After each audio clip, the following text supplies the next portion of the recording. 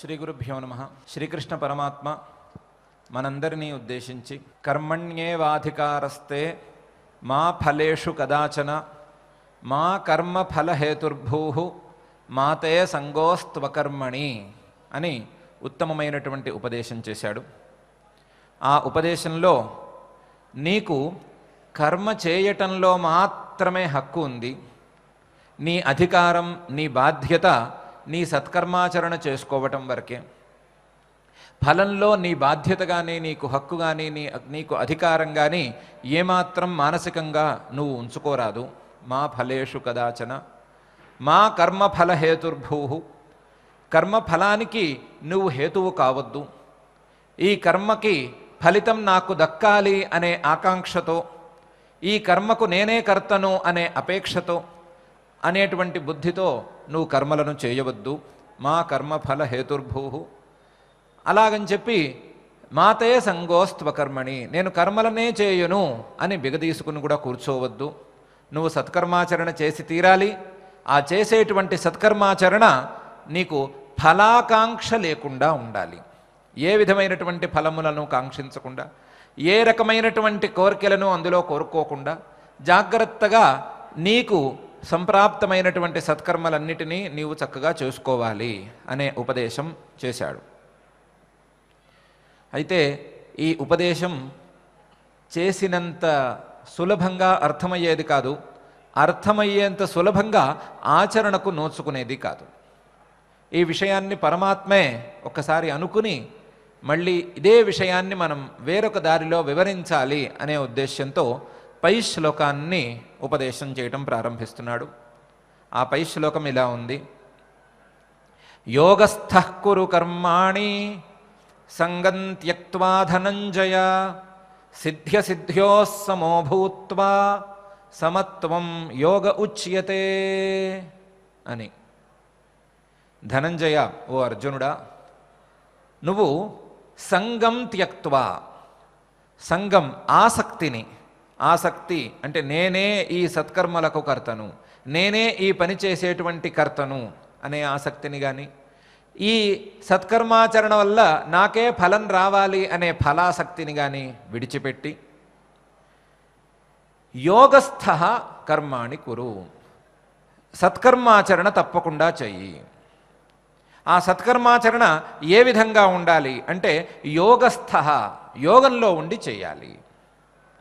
ఏమిటి యోగం అంటే సిద్ధ్యసిద్ధ్యోః సమో భూత్వా, ఈ సత్కర్మాచరణ వలన నీకు ఫలితం దక్కని, సత్కర్మాచరణ వల్ల ఫలితం దక్కదేమో అనే సందేహం ఉండని, రెండిటి యందు సమానంగా ఉండు.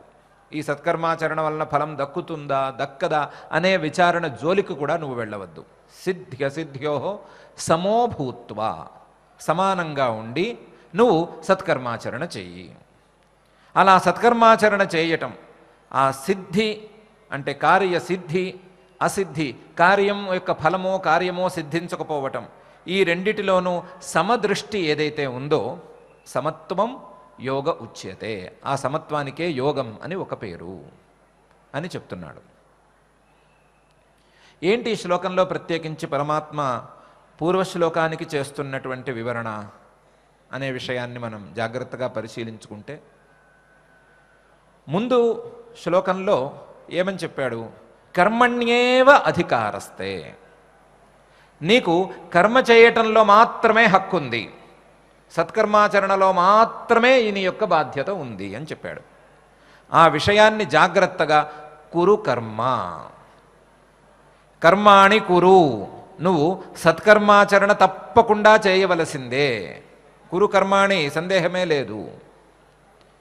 మరి మా ఫలేషు కదాచన అన్నావు, అదేంటి అంటే నీవు ఫలానికి బాధ్యత వహించద్దు, ఫలంతో నీకు సంబంధం లేదు అంటే ఆ ఫలానికి నీకు ఉండేటువంటి సంబంధాన్ని విడిచిపెట్టి పని చెయ్యి. సంగం త్యక్త్వా, మా ఫలేషు కదాచన అనే వాక్యానికి సంగం త్యక్త్వా అనే వాక్యంతో వ్యాఖ్యానం చేస్తున్నాడు తనే. ఏ రకమైన సంబంధము పెట్టుకోవద్దు. ఏ రకమైన సంబంధం అంటే సత్కర్మలకు రెండు సంబంధాలు ఉంటాయి. ఒకటి, ఈ సత్కర్మ వలన నాకు ఫలితం రావాలి, నేను చేసుకున్న సత్కర్మలకు ఫలితం నాకే ఎందుకు రావాలి? నేను చేసుకున్నాను కాబట్టి. ముందు వెనక్కి మార్చుకున్నా ఇందే వస్తుంది. నేను సత్కర్మలను చేసుకుంటున్నాను కాబట్టి నేను చేసుకుంటున్నటువంటి సత్కర్మలకు ఫలితం నాకే రావాలి.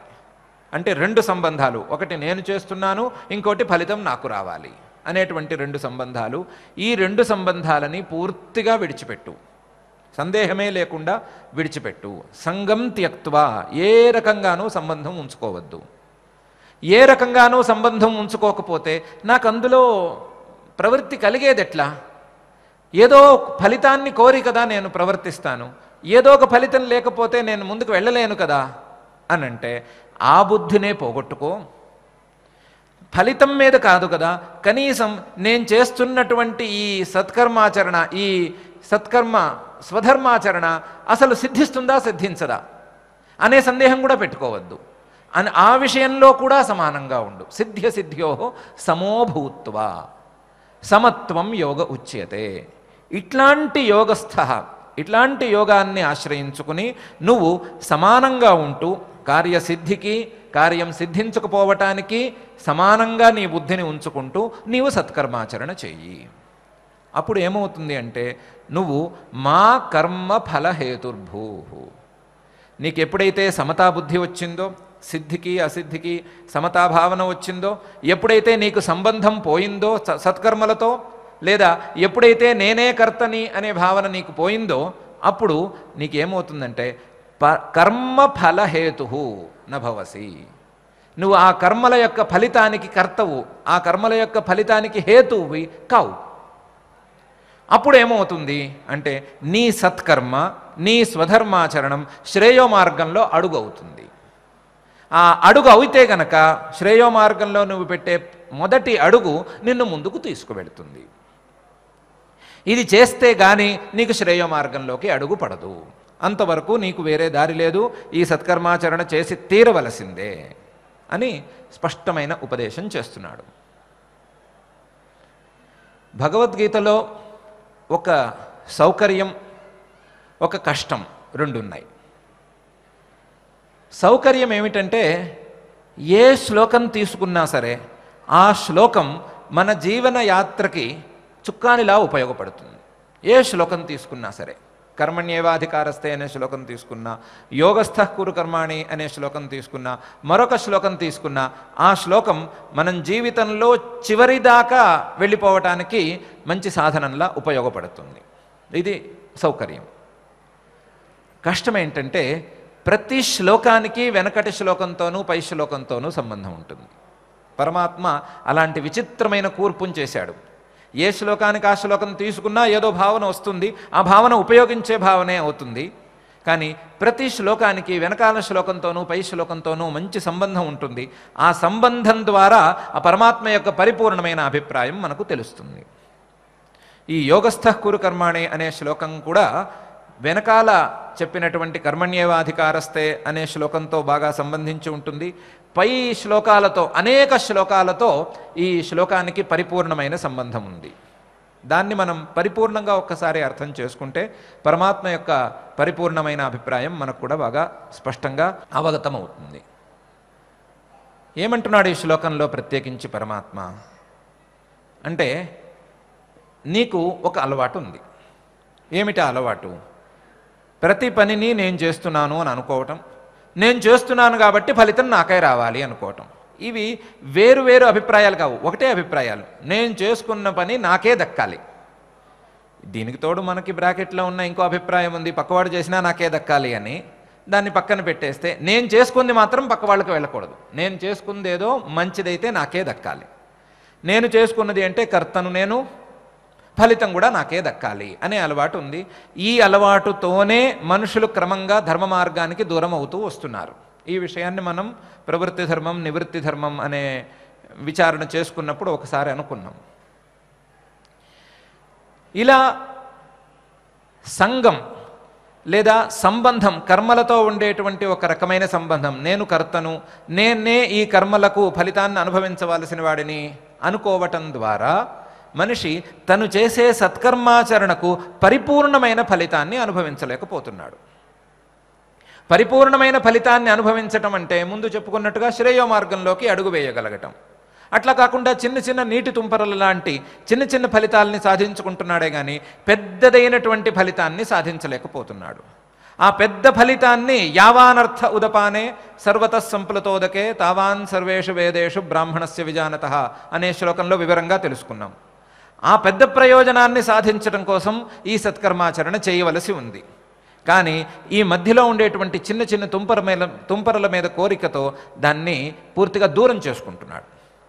ఈ దూరం చేసుకుంటున్నటువంటి మనిషికి చేయాల్సిన ఉపదేశం ఏమిటి అంటే, చిన్న చిన్న వాటి మీద ఆశలు తగ్గించుకో అని ఒక ఉపదేశం చేయాలి. అసలు ఈ కర్మ ఫలితాలు నీకెందుకు, చిన్న చిన్న ఫలితాలు నీకెందుకు, చిన్న చిన్న ఫలితాలకు నువ్వు దూరంగా ఉండు, ఒకేసారి పెద్ద ఫలితం వస్తోంది అనే ఉపదేశం చేయాలి. ఆ ఉపదేశం చేయటం కోసం, ఆ భావాన్ని మనసులో నాటటం కోసం, లేదా ఆ బీజాన్ని మనసులో నాటటం కోసం పరమాత్మ ఈ శ్లోకాన్ని వాడుకుంటున్నాడు. యోగస్థ కురు కర్మాణి. నువ్వు కర్మలను మాత్రం తప్పకుండా చేయవలసిందే, మారటానికి వీల్లేదు, మానటానికి వీల్లేదు. మాతయ సంగోస్త్వ కర్మణి, కర్మలను తప్పించుకునే వీలే లేదు. ఎందుకు వీలు లేదు అంటే ఎన్నో రకాలైన కర్మలున్నాయి, ఎన్నో రకాలైన కర్మలున్నాయి. అందులో చాలా వరకు తప్పించుకోవడానికి వీలు లేనివి, మనం తప్పించుకోము కూడా అలాంటి వాటిని. ఏ కర్మలను తప్పించుకున్నావంటే నువ్వు చేయాలి అంటే ఆ కర్మలను తప్పించుకుంటాం.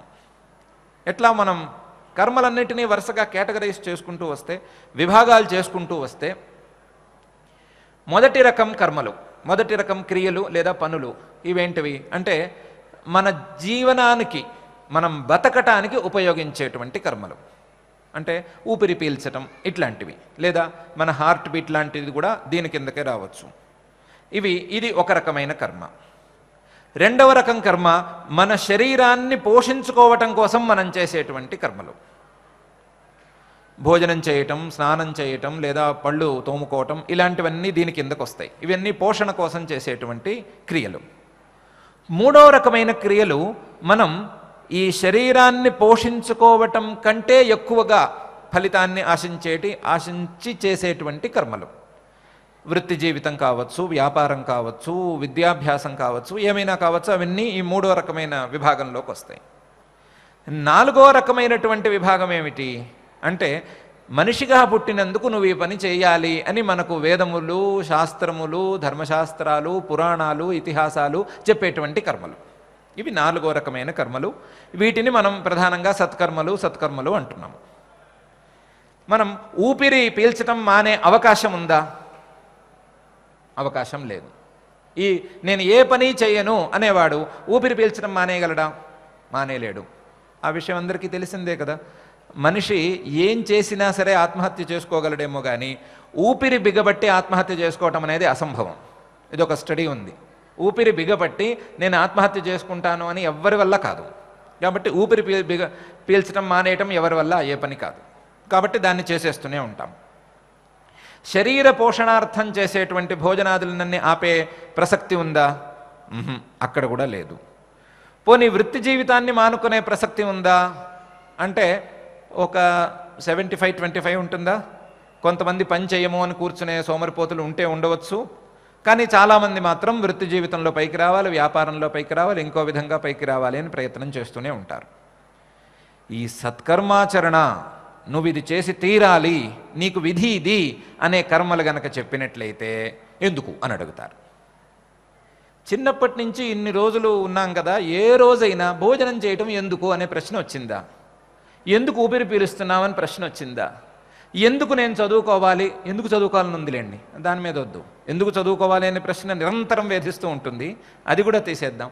ఎందుకు నేను డబ్బులు సంపాదించాలి, ఎందుకు నేను కీర్తిని సంపాదించాలి అనే ప్రశ్న వచ్చిందా? రాలా. ఎక్కడొచ్చింది?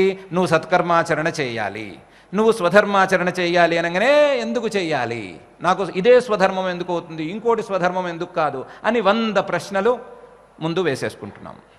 ఎందుకు ఇలా వేసుకుంటున్నాము అంటే కారణం ఇదే అంటున్నాడు పరమాత్మ. నీకు ఏ కర్మ చేసినా సరే దానివల్ల ఒక ఫలితం రావాలి అనే కోరిక. మిగతా మూడిట్లో ఎంతో కొంత ఆ ఆకాంక్ష తీరుతోంది. ఊపిరి పీల్చడం ఎందుకు అని ప్రశ్న లేదనుకుందాము, భోజనం చేయడం ఎందుకు తెలుసు, కడుపు నిండుతుందనో లేదా తృప్తి కలుగుతుందనో తెలుసు. వృత్తి జీవితం ఎందుకు? అప్పుడు డబ్బులు వస్తాయి. డబ్బులు ఎందుకు అనే ప్రశ్నకి సమాధానం ఎవరి దగ్గర లేదు. నేను దాన్ని ఖచ్చితంగా చెప్పగలను. డబ్బులు ఎందుకు అనే ప్రశ్నకు సమాధానం లేనే లేదు. డబ్బులు అంతే. అక్కడ కూడా బాగానే ఉంది. స్వధర్మాచరణంగా వచ్చేప్పటికి ఎందుకు అనే ప్రశ్న వస్తుంది కదా. అంటే ఫలితం మీద ఉండేటువంటి కోరిక. అసలు ఆ ఫలితం మీద కోరిక ఎందుకు నీకు? నువ్వు చేసి తీరాలి. చేసి తీరితే గనక తప్పకుండా చేస్తే నీకు మంచి ఫలితం వస్తుంది అని నేను గ్యారంటీ ఇస్తున్నాను అని పరమాత్మ మనకు ఈ శ్లోకంలో ప్రత్యేకించి చెప్తున్నాడు. అందులోనూ ఎలా చేయమంటున్నాడు? ఫలితం మీద కోరిక లేకుండగా నేను కర్తను అనే భావన లేకుండా చేయమంటున్నాడు. మరి నేను కర్తను, నేను చేసేవాడిని అనుకోకపోతే పని ఎలా చేస్తామయ్యా? లేదా అసలు ఫలితమే లేకపోతే పని ఎలా చేస్తామయ్యా అంటే పై శ్లోకాల్లో స్పష్టంగా చెప్పబోతున్నాడు. ఆ శ్లోకాల్లో చెప్పబోతున్న దాన్ని కొంచెం ముందుకు తెచ్చుకుంటే ఈశ్వరార్పణ బుద్ధ్యా చేయమంటున్నాడు. ఈశ్వరుడే ఈ కర్మలకు కర్త, నాహం కర్త, నేను కాదు కర్తను. నేను ఏదో ఒక కారణంతో ఇక ఒక టూల్ లాగా, ఒక ఇన్స్ట్రుమెంట్ లాగా, ఒక సాధనంలాగా ఇక్కడ ఉన్నానే తప్ప నేను కర్తను కాను అనే భావనతో ఈశ్వరుడు కోసం, ఈశ్వర అనుగ్రహం కోసం, ఈశ్వర ప్రసాదం కోసం నేను ఈ సత్కర్మాచరణ చేస్తున్నాను అనే భావనతో చేస్తే దాని ఫలితం రెట్టింపు వస్తుంది. ఏ ఫలితం వస్తుంది అని మనం వెనక శ్లోకం కాక ఆ వెనక శ్లోకంలో చూసుకున్నాం. మరి ఇప్పుడు ఈశ్వరుణ్ణి తీసుకొచ్చి పనుల్లో పెట్టాం. ఈశ్వరుణ్ణి ప్రతి కర్మలోనూ ప్రతి దశలోనూ ఉంచుకోవాలి అని అనుకుంటున్నాం. ఎట్లా ఉంచుకోవటం? ఊపిరి పీల్చేటప్పుడు ఈశ్వర అని ఊపిరి పీల్చుకుంటామా? సరే, అది మన వల్ల కాదు, అది చాలా పెద్ద యోగశాస్త్ర రహస్యం, దాన్ని ముట్టుకోవద్దు. భోజనం చేసేటప్పుడు దైవచింతనతో భోజనం చేయగలమా? ఎందుకు చేయలేం? స్నానం చేసేటప్పుడు దైవచింతనతో స్నానం చేయగలమా? ఎందుకు చేయలేం? స్నానం చేసేప్పుడు పఠించవలసిన శ్లోకాలు లేవా? భోజనం చేసేటప్పుడు పఠించవలసిన శ్లోకాలు లేవా? పరమాత్మే పైన ఒక 4 శ్లోకాలను చెప్పబోతున్నాడు. అహం వైశ్వానరో భూత్వా ప్రాణినాం దేహమాశ్రిత అనే శ్లోకంతో పూర్తయ్యే 4 శ్లోకాలు చెప్పబోతున్నాడు. ఆ శ్లోకాలని భోజనం చేసే ముందు పఠించుకోమంటున్నాడు. మరి వేరు సందర్భాలలో మనం ప్రయాణం చేసేటప్పుడు కానీ, వాహనం ఎక్కినప్పుడు కానీ, నడుస్తున్నప్పుడు కానీ, అరణ్యంలో ఉన్నప్పుడు కానీ ఆయా దేవతలను స్మరించవలసిందిగా చెప్పినటువంటి సందర్భాలు ఏం లేవా? ఉన్నాయి. అక్కడ కూడా దైవచింతనకి అవకాశం ఉంది. వృత్తి జీవితంలో దైవచింతనకు అవకాశం ఉందా? వృత్తి జీవితంలో మేము హడావిడిగా ఉన్నాము, మాకు దైవచింతన, ఈశ్వరార్పణ, ఈశ్వర ఆరాధన ఇలాంటి భావనలు ఏమీ రావు అని అనుకుందామా? అంటే వృత్తి జీవితంలో మాత్రం దైవచింతనకి, ఈశ్వర ఆరాధనకి, ఈశ్వరార్పణ బుద్ధికి అవకాశం ఎందుకు లేదు? బ్యాంకులో ఉద్యోగి అనుకుందాం, లేదా మరొక ఆఫీసులో ఉద్యోగి అనుకుందాం. అతని దగ్గరికి అతనికి సంబంధం లేని కస్టమర్ వచ్చాడు. వచ్చిన వెంటనే ఏం చేయాలి? మన పద్ధతి ప్రకారం అయితే అసలు కసురుకుని, నీ ఇక్కడికి ఎందుకు వచ్చావు, నీ విండో ఇది కాదు, నువ్వు పో, అవతలికి పో అని కసురుకోవాలి. అదే కసురుకోవాలా? మరొక విధానం ఏమైనా దీనికి ఉందా? మరొక విధానం ఉందేమో అనిపిస్తోంది. అతనిలో మనం పరమాత్మను చూడగలమా? వచ్చినవాడు భగవంతుడు రాసి పెడతారు కదా, అక్కడ కస్టమర్ ఈజ్ గాడ్ అని రాస్తారు కదా, దాన్ని అర్థం చేసుకుని వచ్చినవాడు భగవంతుడు అని భావన చేయగలమా మనము? పోని భగవంతుడు అనే భావన వద్దు. వచ్చిన వాడిలో ఉన్నవాడు పరమాత్మ అనే భావన కూడా వద్దు. వచ్చిన వాడికి చిన్న ఉపకారం, నాయనా నువ్వు రావలసిన చోటు ఇది కాదు, నువ్వు వెళ్ళవలసిన చోట ఫలానా చోటు, నీ కుర్చీ అది, లేదా నువ్వు వెళ్ళవలసిన కుర్చీ అది, నువ్వు అక్కడికి వెళితే నీకు సరియైన సమాధానం దొరుకుతుంది అనే మాట చెబితే అది ఈశ్వరారాధన కిందకి రాదా? అది మర్యాదగా గౌరవంగా చెప్తే అది ఈశ్వరారాధన కిందకి రాదా? లేదా అతనికి కావలసిన సహాయం మన దారిని, మన పనికి ఇబ్బంది లేకుండా చూసి చేస్తే అది దైవసేవ లేదా ఈశ్వరారాధన కాదా? ఎందుకు కాదు? తప్పకుండా అవుతుంది. వచ్చే వ్యక్తిలో ఈశ్వరుణ్ణి చూసుకోగలిగితే, మనం చేసేటువంటి ప్రతి పని పరోపకారంగా మారాలి అనే సంకల్పాన్ని కలిగి ఉంటే, మనం చేసేటువంటి ప్రతి పని ఇతరులకు తృప్తిని కలిగించాలి, ఇతరులకి ప్రీతిని కలిగించాలి అనే ఒక సామాన్య సంకల్పం గనక మనం కలిగి ఉంటే అది దైవచింతనతో కూడి ఎందుకు ఉండదు? ఈశ్వరారాధన రూపంగా ఎందుకు ఉండదు? ఈశ్వరానుగ్రహాన్ని ఎందుకు తీసుకురాదు? మనం వృత్తి జీవితం కోసం చేసుకుంటున్నప్పటికీ ఈశ్వరారాధనని ఈ రూపంగా గనక చేసుకున్నట్లయితే, మనం చేసేటువంటి ప్రతి పనిని పరోపకారంగా భావిస్తూ చేసుకున్నట్లయితే ఈశ్వరుడు ఎందుకు సంతృప్తి పడడు? ఈశ్వరుడు అనుగ్రహించకుండా ఎందుకు ఉంటాడు? తప్పకుండా ఉంటాడు, సందేహమే లేదు. 4వ కర్మలు సత్కర్మాచరణలు ఏవైతే ఉన్నాయో వాటిని పూర్తిగా ఏవో ఫలితాల కోసం వాక్యాలు ఉన్నప్పటికీ మనం కేవలం ఈశ్వరారాధన కోసమే, ఈశ్వరుడు మనకు అనుగ్రహించాలి, ఈశ్వర ప్రసాదం కలగాలి అనే భావనతో చేసినట్లయితే ఆ ఫలితం మీద దృష్టే లేదు. ఆ ఫలితం నాకొద్దు అని కూడా అనుకోక్కర్లేదు. ఆ ఫలితం నాకొద్దు అనే అనుకోవటం మొదలు పెడితే నాకొద్దు కట్టయిపోతుంది. ఫలితం అనే మిగులుతుంది చివరికి. అలాగే కదా మనం ఇప్పుడు తయారైంది. కాబట్టి ఆ ఫలితం నాకొద్దు అని కూడా అనుకోకుండా కేవలం ఈశ్వరారాధన రూపంగా సత్కర్మాచరణ చేసుకోగలగటం నేర్చుకోవలసిందే అని అంటున్నాడు పరమాత్మ. సంగం త్యక్త్వా అనే సూచనతో. ఏ రకమైనటువంటి సంబంధము పనికిరాదు. ఇలా సంగం త్యక్త్వా, సంబంధం లేకుండా గనక సత్కర్మాచరణ చేసుకున్నట్లయితే ఆ సత్కర్మాచరణ ఇంతకుముందు చెప్పుకున్నట్లుగా సమతాభావన పూర్వకమైనటువంటి సత్కర్మాచరణ కాబట్టి అది శ్రేయో మార్గంలో మొదటి మెట్టు అవుతుంది, లేదా 2వ మెట్టు అవుతుంది. దానికోసం ఏమని చేయమంటున్నాడు? సిద్ధ్యో సమోభూత్వా. నీకు ఈశ్వరారాధన కోసం లేదా ఈశ్వర ప్రసాదం కోసం సత్కర్మ చేయమన్నాం కదా అని ఈ పని చేస్తే నాకు ఈశ్వర ప్రసాదం లభిస్తుందా లభించదా, ఈ సత్కర్మ చేస్తే నేను శ్రేయో మార్గంలో ఉంటానా లేదా అనే ప్రసంగం కూడా తీసుకురానక్కర్లేదు. ఈ రకమైనటువంటి విచారణ కూడా చేయనక్కర్లేదు. ఇలా నాకు సిద్ధిస్తుందా సిద్ధించదా, లౌకికమైనటువంటి చిన్న చిన్న ప్రయోజనాలు సిద్ధించకపోని మీరన్న శ్రేయో మార్గంలో అడుగు పడుతుందా పడదా, నేను శ్రేయో మార్గంలో అడుగు వేసినట్లా వేయనట్లా అనే ప్రశ్నను కూడా వద్దు. సిద్ధ్యో సమభూత్వ. ఏ రకమైన సిద్ధి మీద నీకు దృష్టి వద్దు. అసిద్ధి వచ్చిందా వేరే సంగతి. ఎందుకు అసిద్ధి ఎందుకు వస్తుంది? నీ కార్యం ఎందుకు సిద్ధించదు? సంకల్పం గనక బలమైనట్లయితే, సంకల్పం గనక శుద్ధమైనట్లయితే కార్యం ఎందుకు సిద్ధించదు? కాబట్టి సిద్ధుల గురించి లేదా కార్యం సిద్ధించదేమో అనే విషయం గురించి కానీ ప్రస్తావన అనవసరం. సిద్ధ్యో సమోభూత్వా.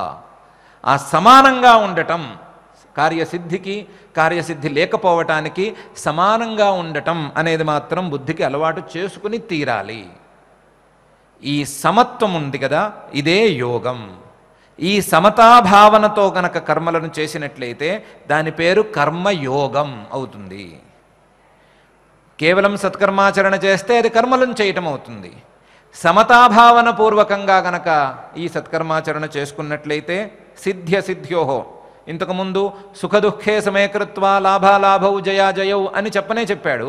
దాంతోపాటు ఏ రకమైనటువంటి సిద్ధైనా కావచ్చు, ఏ సిద్ధైనా కావచ్చు, శ్రేయో మార్గంలో కావచ్చు, లౌకిక మార్గంలో కావచ్చు, ఏ రకమైన సిద్ధి మీద కూడా ఆశ లేకుండా ఏ రకమైన సిద్ధులకైనా సరే సమతాభావనతో గనక చేసినట్లయితే ఆ కర్మయోగం అవుతుంది. కర్మలను చేస్తే ఫలితం వస్తుంది, కర్మయోగం చేస్తే అత్యుత్తమమైన ఫలితం వస్తుంది. కర్మాచరణ చేస్తే ఆయా ఫలితాలు ఏవో వస్తాయి. కర్మయోగం గనక సాధించగలిగితే అత్యుత్తమమైన, మనం ఊహించలేనటువంటి, మన ఊహలకు కూడా అందనటువంటి, మనం ఉదాహరణలతో తేల్చుకోలేనటువంటి ఫలితం వస్తుంది. ఆ ఫలితం కోసం చెయ్యి. ఆ ఫలితం మీద కూడా దృష్టి పెట్టి చేయొద్దు. ఫలితం మీద దృష్టి పెట్టడం అనేది మానవులకు ఉన్నటువంటి ఒక దుస్వభావం, మానవులకు ఉండేటువంటి ఒక దురభ్యాసం. ఆ దురభ్యాసాన్ని దూరం చేసుకోమని పరమాత్మ ఉపదేశం చేస్తున్నాడు. సిద్ధ్యో సమోభూత్వ సమత్వం యోగ ఉచ్యతే అనే మాటతో. అయితే మీరు చెప్తున్న ఫలితం మాకు దూరంగా కూడా అందటం లేదు. మీరేమో ఏదో అన్నిటికంటే ఎక్కువ ఫలితం అంటారు, ఏదో ఉందంటున్నారు, అదేమిటో చెప్పలేమంటున్నారు. ఉదాహరణలు చెప్పండి అయ్యా అంటే ఉదాహరణలు కూడా లేవంటున్నారు. మరి ఇలాంటి ఫలితం ఒకటి ఉందని, దానికోసం మేము చిన్న చిన్న కోరికలను మానేసుకోవాలని అంటే ఎలా మేము చేయగలము? ఎలా మా అడుగు శ్రేయో మార్గంలో పడుతుంది అనే ప్రశ్న అందరి మనస్సుల్లో చాలా రోజులుగా కూడా ఉంది. మనం ఆ శ్లోకం చెప్పుకున్న దగ్గర నుంచి అయితే తప్పకుండా ఉంది. యావానర్థ ఉదపానే సర్వతః సంప్లుతోదకే అనే శ్లోకం చెప్పుకున్న దగ్గర నుంచి అయితే ఈ సందేహం ఉండనే ఉంది. దీనికి ఉదాహరణ చెప్పుకుందాం.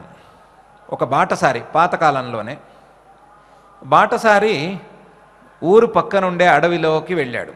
ఏదో పని మీద వెళ్ళాడు. చీకటి పడిపోయింది. అడవిలో తొందరగా చీకటి పడుతుంది, చీకటి ఎక్కువగా కూడా ఉంటుంది. చీకటి పడింది. అతని దగ్గర చిన్న దీపం ఏదో ఉంది. ఒక క్యాండిలో, కొవ్వొత్తో, లేకపోతే చిన్న పెన్ టార్చో ఏదో ఒకటి ఉంది. చిన్న దీపం ఉంది. అతను దాన్ని వెలిగించాడు. వెలిగించి చూసుకున్నాడు. సుమారుగా లెక్క వేశాడు, ఊరి నుంచి నేను ఎంత దూరం వచ్చాను అని. 6 మైళ్ళు వచ్చాను అని తెలిసింది. ఒకసారి టార్చ్ వేసి చూశాడు. చూస్తే ఒక 10 అడుగులు కనిపించింది. చిన్న దీపం వెలిగించి చూస్తే 10 అడుగులు కనిపించింది.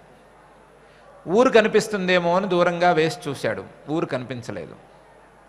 బాధేసింది, దుఃఖం వేసింది. ఏడుస్తూ కూర్చున్నాడు. ఏడుస్తూ కూర్చుంటే ఈ లోపల అతని స్నేహితుడు ఒకడొచ్చాడు. వచ్చి ఎందుకు ఏడుస్తున్నావు అని అడిగాడు.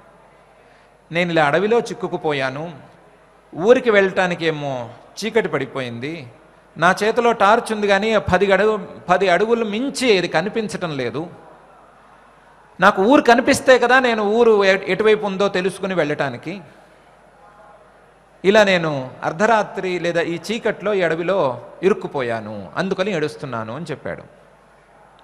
ఆ స్నేహితుడు కూడా తన చేతిలో చిన్న టార్చ్ వేసి చూపించాడు. ఒరే పిచ్చివాడా, నాకు కూడా టార్చ్ కనిపిస్తోంది, నా చేతిలో ఉన్నది కూడా టార్చే, ఇది కూడా 10 అడుగులు మాత్రమే కనిపిస్తోంది, నా ఊరు కూడా నీ ఊరే, కానీ నాకు బాధ కలగటం లేదు, ఎందుకు కలగట్లేదు అని ఆలోచించు. ఇతనన్నాడు, నీకు ఎందుకు బాధ కలగట్లేదో నాకేం తెలుస్తుంది అని. ఆ రెండో స్నేహితుడు చెప్పాడు, ఊరు ఎటువైపు ఉంది అని నాకు తెలుసు, ఊరు ఎటువైపు ఉంది అని నాకు తెలుసు, నేను వేసే టార్చ్ ఊరు దాకా వెళ్ళి ఊరు ఎక్కడుంది అని కనిపించక్కర్లా, 10 అడుగులు కనిపిస్తే నా మొదటి అడుగు దాంట్లో పడుతుంది. మొదటి అడుగు పడితే అక్కడి నుంచి టార్చ్ ఎన్ని అడుగులు చూపిస్తుంది? 11వ అడుగు వరకు చూపిస్తుంది. 2వ అడుగు పడితే 12వ అడుగు వరకు టార్చ్ చూపిస్తూ ఉంటుంది. ఇలా ఎటువైపు ఉంది అని తెలిసిన దారిలో నేను టార్చ్ వేసుకున్న అడుగులు వేస్తూ ఉంటే క్రమంగా నేను నా ఊరు చేరితీరుతాను. ఇందులో బాధపడటానికి, భయపడటానికి, సందేహపడటానికి ఏముంది? ఇందులో ఏముంది? చీకటి కావచ్చు, ఏమీ కనిపించకపోవచ్చు, కానీ అడుగులకి కావాల్సిన వెలుగైతే ఉంది కదా. ఆ అడుగుల వెలుగును మనం చూసుకుంటూ ముందుకు వెళ్ళొచ్చు కదా, దీంట్లో బాధపడవలసింది ఏముంది అని స్నేహితుడు చెప్పాడు. మనకి సరిపోయింది కదా. ఇది మనకి ఆ ఉత్తమమైన ఫలితం ఏదైతే ఉందో అదేదో ఒక వాక్యంతో తెలిసింది, ఊరు ఎంత దూరంలో ఉందో తెలిసినట్లు. దానిదాకా మన నిశ్చయం ఏమీ ఉండక్కర్లేదు. మనకి మొదటి అడుగుకి పడటానికి ఎంతవరకు కావాలో అంతవరకు అయితే ఇప్పుడు టార్చ్ వెలుగల్లే పరమాత్మ చూపించాడు. నీవు సిద్ధ్యో సమోభూత్వా కర్మాణి కురు. ఏ రకమైన సిద్ధి మీద కానీ అసిద్ధి మీద కానీ సందేహం లేకుండా సమతాభావనతో సత్కర్మాచరణ చేయి అని చెప్పాడు. మొదటి అడుగు కావాల్సినటువంటి దీపం పరమాత్మ వేసి చూపించిన తర్వాత అడుగు వేయటానికి సందేహం ఎందుకు? ఆ ఫలితం ఏందో ముందు చూపిస్తే తర్వాత చూసుకుంటాను అనటం ఎందుకు? కాబట్టి ఇటువంటి సందేహాలు ఏమీ ఉంచుకోనక్కర్లేదు. పరమాత్మ చెప్పినటువంటి అత్యున్నతమైన ఫలితానికి మొదటి అడుగు మీద దృష్టి పెట్టడమే మనం చేయవలసిన పని అనే విషయాన్ని మనం ఒకసారి దృఢంగా అనుకుంటూ ఈ శ్లోకాన్ని యోగస్థః కురు కర్మాణి సంగం త్యక్త్వా ధనంజయ సిద్ధ్యో సమోభూత్వా సమత్వం యోగ ఉచ్యతే అనేటువంటి ఈ శ్లోకాన్ని కర్మణ్యేవాధికారస్తే మా ఫలేషు కదాచన మా కర్మఫలహేతుర్భూ మాతే సంగోస్త్వకర్మణి అనే శ్లోకానికి వ్యాఖ్యానంగా అర్థం చేసుకుని ఇటువంటి సన్మార్గంలోకి మనల్ని ప్రవృత్తికి అనుగుణంగా ప్రేరేపించమని ఆ పరమాత్మని ప్రార్థించుకుంటూ